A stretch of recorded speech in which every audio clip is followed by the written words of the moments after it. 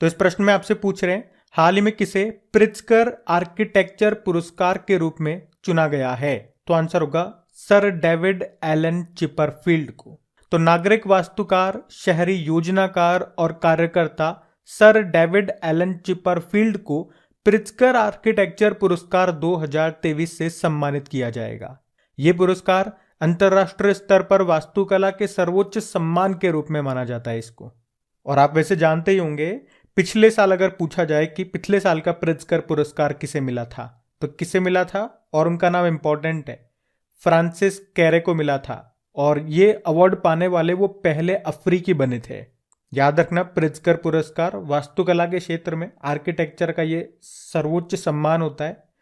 फिर बताइए, हाल ही में किस देश को गवर्नमेंट लीडरशिप अवार्ड 2023 से सम्मानित किया गया। तो आंसर होगा भारत। तो अभी ग्लोबल सिस्टम फॉर मोबाइल ने भारत को दूरसंचार सुधारों और सक्षम नीतियों पर बेहतरीन कार्य करने के लिए गवर्नमेंट लीडरशिप अवार्ड 2023 से सम्मानित किया है।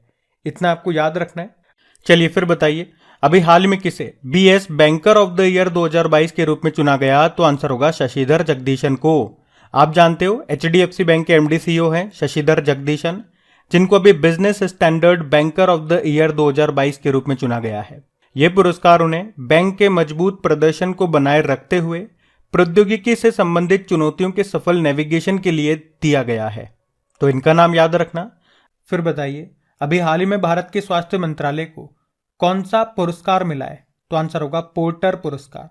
तो केंद्रीय स्वास्थ्य मंत्रालय को कोविड-19 संकट से सफलतापूर्वक मुकाबला करने के लिए पोर्टर पुरस्कार 2023 से सम्मानित किया गया। और हमारे स्वास्थ्य मंत्री आप जानते हो मनसुख मांडविया हैं, और स्वास्थ्य मंत्रालय के सचिव कौन है, राजेश भूषण हैं। चलिए फिर बताइए, अभी हाल में किसने 2023 के लिए PEN Nabokov lifetime achievement award जीता। तो आंसर होगा विनोद कुमार शुक्ला ने। तो छत्तीसगढ़ के वरिष्ठ लेखक और प्रख्यात हिंदी साहित्यकार हैं ये विनोद कुमार शुक्ला, जिन्होंने अंतर्राष्ट्रीय साहित्य में उपलब्धि के लिए ये पैन नाबोकोव पुरस्कार जीता है। और इस तरह से वे पहले भारतीय एशियाई मूल के लेखक हैं जिनको इस सर्वोच्च सम्मान से सम्मानित किया गया। चलिए फिर बताइए, अभी हाल ही में किसने 2022 का BBC Indian super women of the year award जीता। तो आंसर होगा मीराबाई चानू ने। मीराबाई चानू, इनका संबंध किस खेल से है। तो याद रखना, ये एक वेटलिफ्टर हैं जिन्होंने 2022 का BBC Indian sports women of the year का अवार्ड जीता है। बीबीसी के अनुसार मीराबाई चानू को पब्लिक वोटिंग के आधार पर विजेता घोषित किया गया। और आपको बता दूं, वे लगातार दूसरी बार ये अवार्ड जीत रही है, यानी कि पिछला वाला भी इन्होंने ही जीता था। मीराबाई चानू, वे ओलंपिक के इतिहास में सिल्वर मेडल जीतने वाली दुनिया की पहली भारतीय वेटलिफ्टर है। वैसे आपको बता दूं एक्स्ट्रा जानकारी में, ये पुरस्कार पहली बार 2020 में दिया गया था। तो 2020 में जो दिया गया था वो 2019 के लिए दिया गया था किसे, पीवी सिंधु को, वो बैडमिंटन प्लेयर है। फिर दूसरी बार 2021 में दिया गया था कोनेरू हम्पी को, वो चेस प्लेयर हैं, 2020 के लिए दिया गया था उस वक्त। फिर तीसरी बार 2022 में दिया गया था, हमने कहा मीराबाई चानू को 2021 के लिए। और अब ये चौथी बार दिया जा रहा है 2023 में मीराबाई चानू को ही 2022 के लिए। तो ये इंपॉर्टेंट क्वेश्चन है, बढ़ते हैं आगे। चलिए फिर बताइए, हाल ही में किसने सौर ऊर्जा में, सोलर एनर्जी में सर्वश्रेष्ठ योगदान के लिए CBIP अवार्ड 2022 जीता। तो आंसर होगा भेल ने। भेल मतलब भारत हेवी इलेक्ट्रिकल्स लिमिटेड, जिसको सौर ऊर्जा में सर्वश्रेष्ठ योगदान के लिए CBIP यानी कि central board of irrigation and power award 2022 से अभी सम्मानित किया गया। ये जो CBIP पुरस्कार है, ये जल, बिजली और नवीकरणीय ऊर्जा क्षेत्रों के विकास में उत्कृष्ट योगदान के लिए दिया जाता है, जो इस बार भेल को दिया गया। भेल की स्थापना होती 1956 में, नई दिल्ली में हेडक्वार्टर है और इसके अध्यक्ष कौन है, नलिन सिंघल है। चलिए फिर बताइए, हाल ही में किसे 8वें राष्ट्रीय फोटोग्राफी पुरस्कार समारोह में लाइफ टाइम अचीवमेंट अवार्ड से सम्मानित किया गया। आंसर होगा शिप्रा दास। तो सूचना एवं प्रसारण मंत्रालय की ओर से दिए गए 8वें राष्ट्रीय फोटोग्राफी पुरस्कार के तहत नए वरिष्ठ फोटो पत्रकार शिप्रा दास को लाइफ टाइम अचीवमेंट अवार्ड से सम्मानित किया गया। तो इस प्रश्न में आपसे पूछ रहे हैं, हाल ही में 32वें व्यास सम्मान से किसे सम्मानित किया गया। तो आंसर होगा डॉक्टर ज्ञान चतुर्वेदी को। तो व्यास सम्मान जो कि के बिरला फाउंडेशन के द्वारा दिया जाता है, और अभी 2022 के लिए ये 32वां व्यास सम्मान है जो दिया गया है डॉक्टर ज्ञान चतुर्वेदी को। उनके उपन्यास पागल खाना के लिए, ये याद रखना। और आपको याद है पिछला वाला यानी कि 2021 के लिए जो 31वां व्यास सम्मान दिया गया था, किसे दिया गया था? असगर वजाहत को दिया गया था उनके नाटक महाबली के लिए। मैंने दोनों आपको बता दिए। अभी 2022 वाला और 2021 वाला कैसा भी एग्जाम में आए आप राइट कर देना। इसमें बात करें अगर पुरस्कार राशि की तो 4 लाख रुपए पुरस्कार राशि दी जाती है। ये एक साहित्यिक पुरस्कार है। और ये प्रश्न मोस्ट इंपॉर्टेंट है आपका कि ऑस्कर 2023 में सर्वश्रेष्ठ फिल्म बेस्ट फिल्म का अवार्ड किसे मिला है? तो आंसर होगा everything everywhere all at once को। ऑस्कर अवार्ड्स 2023, इसे एकेडमी अवार्ड्स के नाम से भी जाना जाता है। पहली बार 1929 में ये दिया गया था। 2023 में इसका ये कौन सा संस्करण है? 95th नंबर का है। 4 पॉइंट्स बताऊंगा, ध्यान रखना। बेस्ट फिल्म का अवार्ड मिला है everything everywhere all at once को। बेस्ट एक्टर की बात करोगे तो ब्रेंडन फ्रेजर चुने गए हैं द वेल मूवी के लिए। बेस्ट एक्ट्रेस की बात करेंगे तो मिशेल योह चुनी गई हैं इसी मूवी के लिए, everything everywhere all at once के लिए। और बेस्ट डायरेक्टर डैनियल क्वेन है इसी मूवी के लिए। अब इसमें कुछ मोस्ट इंपॉर्टेंट पॉइंट्स मैं आपको बता रहा हूं। बेस्ट ओरिजिनल सॉन्ग का अवार्ड मिला है एस राजामौली साहब की RRR मूवी के गाने नाट्टू नाट्टू को। ये पॉइंट याद रखना। और इससे भी संबंधित 2 पॉइंट याद रखना। इसके म्यूजिक डायरेक्टर कौन है? MM कीरावनी है। नाम पूछा जाएगा इनका, एक तो इसी कारण से, और अभी इनको पद्मश्री भी मिला है, इस कारण से भी इनका नाम इंपॉर्टेंट हो जाता है। वैसे इस गाने को किसने गाया? काल भैरव और राहुल सिप्लीगुंज ने।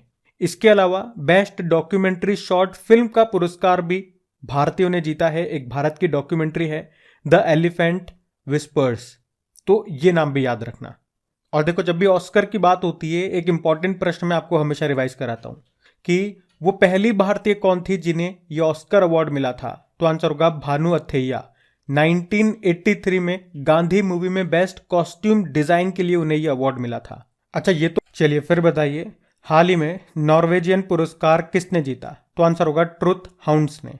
तो अभी यूक्रेनी अधिकार समूह है ट्रुथ हाउंड्स, जिसको भी नॉर्वे के सखारोव फ्रीडम अवार्ड से सम्मानित किया गया। ये जो ट्रुथ हाउंड्स है ये एक यूक्रेनियन ह्यूमन राइट्स ग्रुप है, यानी कि मानवाधिकार संगठन है, मानव जाति के हितों के लिए काम करता है। और अभी इसे यूक्रेनी संघर्ष में, जो भी यूक्रेन और रशिया के बीच में संघर्ष हुआ था, उसमें युद्ध अपराधों और मानवता के खिलाफ संभावित अपराधों का दस्तावेजीकरण, डॉक्यूमेंटेशन करने के लिए ये पुरस्कार दिया गया है। और ये मोस्ट इंपॉर्टेंट क्वेश्चन मार्क करना, क्या है प्रश्न कि अभी किसे 2022 के लिए सरस्वती सम्मान के लिए चुना गया? तो आंसर होगा शिव शंकरी को। तमिल लेखक हैं ये शिव शंकरी, जिनको अभी उनकी पुस्तक सूर्यवंशम के लिए सरस्वती सम्मान 2022 के लिए चुना गया है। तो इनका नाम जरूर याद रखना। सरस्वती सम्मान की बात करें, इसे कौन देता है? के बिरला फाउंडेशन। स्थापना की थी 1991 में, और ये देश का सबसे प्रतिष्ठित और सर्वोच्च साहित्यिक पुरस्कार सम्मान है।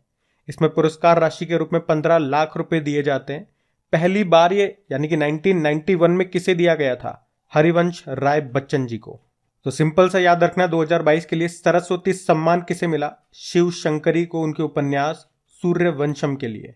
चलिए फिर बताइए, अभी हाल ही में किस एप्लीकेशन ने प्रतिष्ठित 13वां एजिस ग्राहम बेल अवार्ड जीता? तो आंसर होगा हेलो उज्जीवन।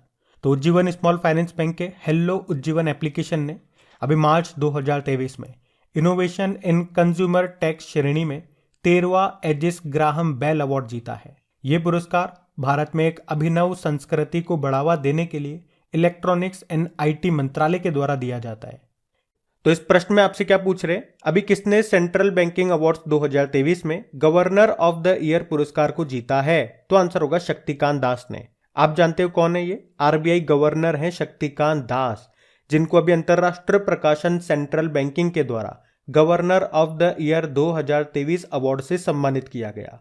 तो उन्हें यह सम्मान क्यों मिला? तो यूक्रेन में युद्ध के कारण और महामारी और मुद्रास्फीति सहित विभिन्न संकटों के माध्यम से वित्तीय बाजारों में सफलतापूर्वक नेविगेट करने के लिए उन्हें यह सम्मान मिला है। वैसे आपको बता दूं, इनसे पहले हमारे जो RBI के पूर्व गवर्नर रह चुके हैं रघुराम राजन, उनको भी ये सम्मान मिल चुका है। 2015 में मिला था उनको। अच्छा, अभी हमने क्या पढ़ा कि गवर्नर ऑफ द ईयर चुना गया शक्तिकांत दास को, लेकिन अगर प्रश्न ऐसे आ जाए कि central bank of the year का अवार्ड किसे मिला? तो यूक्रेन के नेशनल बैंक को मिला है। चलिए फिर बताइए, हाल ही में स्काई ट्रैक्स के द्वारा किसे भारत और दक्षिण एशिया में सर्वश्रेष्ठ हवाई अड्डे का पुरस्कार मिला? तो आंसर होगा इंदिरा गांधी इंटरनेशनल एयरपोर्ट को। तो international airport transport rating organisation है स्काई ट्रैक्स, जिसने भारत और दक्षिण एशिया में सर्वश्रेष्ठ हवाई अड्डे का पुरस्कार से अभी नवाजा है दिल्ली के इंदिरा गांधी इंटरनेशनल एयरपोर्ट को। वैसे अगर पूरे विश्व में बात करें तो टॉप पर है सिंगापुर का चांगी हवाई अड्डा, दूसरे स्थान पे दोहा का हमद हवाई अड्डा, और इंदिरा गांधी इंटरनेशनल एयरपोर्ट ये टॉप 50 की लिस्ट में शामिल होने वाला एकमात्र भारतीय हवाई अड्डा है। वैसे इस लिस्ट में कौन से नंबर पर है? तो 36 नंबर पर है। चलिए फिर बताइए, अभी हाल ही में राष्ट्रपति द्रौपदी मुर्मू ने किसे प्रेसिडेंट्स कलर प्रदान किया? तो आंसर होगा INS द्रोणाचार्य। तो अभी प्रेसिडेंट द्रौपदी मुर्मू ने कोच्चि में INS द्रोणाचार्य को प्रेसिडेंट्स कलर का कर्टन रेजर पुरस्कार से सम्मानित किया। तो प्रेसिडेंट्स कलर ये राष्ट्रपति जी के द्वारा किसी यूनिट को राष्ट्र की असाधारण सेवा के लिए दिया जाने वाला सर्वोच्च सम्मान है, जो अभी मिला INS द्रोणाचार्य को। तो इस प्रश्न में आपसे पूछ रहे हैं अभी हाल ही में किसे संगीत कलानिधि पुरस्कार के लिए चुना गया है? तो आंसर होगा बॉम्बे जयश्री को। तो प्रसिद्ध कर्नाटक गायक और संगीतकार हैं बॉम्बे जयश्री, जिनको भी प्रतिष्ठित संगीत अकादमी चेन्नई के प्रतिष्ठित संगीत कलानिधि पुरस्कार के लिए चुना गया है। तो इनका नाम याद रखना, बॉम्बे जयश्री। चलिए फिर बताइए, अभी हाल ही में वर्ल्ड हेल्थ ऑर्गेनाइजेशन ने partnership for healthy cities award 2023 से किस भारतीय शहर को सम्मानित किया? तो आंसर होगा बंगलुरु। तो अभी WHO ने हेल्दी सिटी शिखर सम्मेलन का आयोजन ये लंदन में किया, और यहाँ विश्व के 5 शहरों को partnership for healthy cities award से सम्मानित किया। इन 5 शहर में एक भारतीय शहर भी है, जो कि है बंगलुरु। और इन शहरों को ये पुरस्कार किसके लिए मिला? नो स्मोकिंग जोन घोषित करने के लिए, तंबाकू निषेध के लिए। और वो 5 शहर पूछोगे कौन कौन से हैं? Athens, Mexico city, Vancouver, Bengaluru हो गया, और मोंटेविडो। आपको बाकी याद नहीं रखने हैं, अगर एग्जाम में पूछेगा तो वो भारतीय शहर आपसे पूछेगा, जो कि बंगलुरु है। चलिए फिर बताइए, अभी मार्च 2023 में गणित के लिए एबल पुरस्कार ये किसे प्रदान किया गया? तो आंसर होगा लुइस कैफरेली को। तो अर्जेंटीना अमेरिकी हैं लुइस कैफरेली, जिनको गणित के लिए एबल पुरस्कार दिया गया, जो आंशिक अंतर समीकरण के विशेषज्ञ हैं, और वे पानी के प्रवाह से लेकर जनसंख्या वृद्धि तक की घटनाओं की व्याख्या कर सकते हैं। वे टेक्सास यूनिवर्सिटी में प्रोफेसर हैं। चलिए फिर बताइए, अभी केरल के सर्वोच्च सम्मान केरल पुरस्कारंगल से किसे सम्मानित किया गया? तो आंसर होगा MT वासुदेवन नायर को। MT वासुदेवन नायर याद रखना, अभी इनको केरल के सर्वोच्च नागरिक सम्मान से सम्मानित किया गया। एक्चुअली में जिस तरह से पद्म पुरस्कार होते हैं ना, तो उसी के तर्ज पे केरल सरकार ने केरल पुरस्कारंगल की स्थापना की 2021 में की थी। और जानते हो आप, पद्म पुरस्कार में भी 3 तरह के पुरस्कार होते हैं, पद्म विभूषण, पद्म भूषण और पद्मश्री। तो यहाँ पे पद्म विभूषण के तर्ज पे चलता है केरल ज्योति, पद्म भूषण के तर्ज पे है केरल प्रभा, और पद्मश्री के तर्ज पे है केरल श्री। तो MT वासुदेवन नायर को कौन सा मिला? केरल ज्योति सम्मान मिला है, ये ध्यान रखना। फिर अगला प्रश्न है, मिसेज इंडिया 2023 किसे चुना गया? तो आंसर होगा ज्योति अरोड़ा को। तो ज्योति अरोड़ा ये एक टैरो कार्ड रीडर भी हैं, ज्योतिषी भी हैं, और अब फैशन में भी अपना नाम ऊंचा किया इन्होंने, क्योंकि मिसेज इंडिया 2023 का खिताब इन्होंने जीत लिया है। तो ज्योति अरोड़ा का नाम याद रखना। चलिए फिर बताइए, हाल ही में किसने वन्यजीव संरक्षण पुरस्कार 2023 को जीत लिया है? तो आंसर होगा आलिया मीर ने। तो प्रमुख समाजशास्त्री और वन्यजीव जानवरों के लिए काम करने वाली जम्मू कश्मीर की पहली महिला आलिया मीर को वन्यजीव संरक्षण पुरस्कार 2023 से सम्मानित किया गया। उन्हें जंगली जानवरों के बचाव और रिहाई और घायल जानवरों की देखभाल करने जैसे कार्यों के लिए ये सम्मान मिला है। वे जम्मू कश्मीर से ये पुरस्कार पाने वाली पहली महिला हैं। नाम क्या है? आलिया मीर उनका नाम है। फिर बताइए, अभी हाल ही में foundation of SAARC writers and literature ने किसे साहित्यिक पुरस्कार से सम्मानित किया? तो आंसर होगा शेख मुजीबुर रहमान। शेख मुजीबुर रहमान, इनको बंगबंधु के नाम से भी जाना जाता है। वे बांग्लादेश के संस्थापक नेता, या यूं कहूं कि प्रथम राष्ट्रपति थे, और इन्हें बांग्लादेश का जनक भी कहा जाता है। और अभी उन्हें उनकी trilogy unfinished memoirs, the prison diaries और द न्यू चाइना 1952 के लिए ये विशेष साहित्यिक पुरस्कार से सम्मानित किया गया है। किसने किया? Foundation of SAARC writers and literature ने।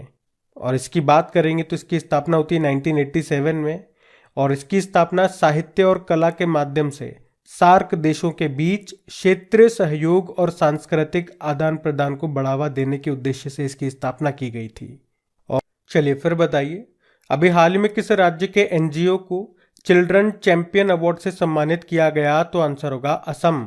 तो असम का पाठशाला स्थित एनजीओ है जिसका नाम है तपोवन, जो विशेष जरूरत वाले बच्चों और ऑटिज्म से पीड़ित बच्चों का समर्थन करने पर ध्यान केंद्रित करता है। और इसी को स्वास्थ्य और पोषण श्रेणी में बच्चों के चैंपियन अवार्ड 2023 से सम्मानित किया गया। ये पुरस्कार दिल्ली बाल अधिकार संरक्षण आयोग के द्वारा दिया जाता है। चलिए फिर बताइए, हाल ही में टेक्सास यूनिवर्सिटी ने किसे लाइफ टाइम अचीवमेंट अवार्ड से सम्मानित किया? तो आंसर होगा नवीन जिंदल को। तो अभी जिंदल स्टील एंड पावर के चेयरमैन हैं नवीन जिंदल, जिनको यूनिवर्सिटी ऑफ टेक्सास ने लाइफ टाइम अचीवमेंट अवार्ड से सम्मानित किया है। और इस तरह से इतिहास में ये दूसरे व्यक्ति हैं जिन्हें ये सम्मान मिला। चलिए फिर बताइए, हाल ही में किस भारतीय उद्योगपति को विशिष्ट सेवा के लिए ऑर्डर ऑफ ऑस्ट्रेलिया में नियुक्त किया गया? तो आंसर होगा रतन टाटा जी को। तो अभी ऑस्ट्रेलिया ने भारतीय उद्योगपति रतन टाटा जी को ऑस्ट्रेलिया भारत संबंधों और विशेष रूप से व्यापार, निवेश और परोपकार के लिए विशिष्ट सेवा के लिए ऑर्डर ऑफ ऑस्ट्रेलिया में शामिल किया है। अब जैसे कि मान लो आप ऑस्ट्रेलिया पढ़ने जाओगे तो टाटा फैमिली ट्रस्ट की तरफ से आपको स्कॉलरशिप दी जाती है। तो मतलब ये सभी चीज़ें होती हैं जिन्होंने भारत ऑस्ट्रेलिया संबंधों को बेहतर किया है, जिसके लिए ही उनको ये सम्मान मिला है।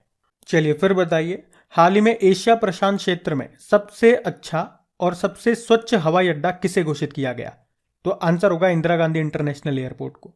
तो अभी एसीआई का फुल फॉर्म हो गया एयरपोर्ट काउंसिल इंटरनेशनल, जिसने दिल्ली के इंदिरा गांधी इंटरनेशनल एयरपोर्ट को एशिया प्रशांत क्षेत्र में सबसे अच्छा और सबसे स्वच्छ हवाई अड्डा घोषित किया है। एयरपोर्ट काउंसिल इंटरनेशनल की बात करें, स्थापना होती है 1991 में, हेडक्वार्टर मिलेगा मॉन्ट्रियल कनाडा में।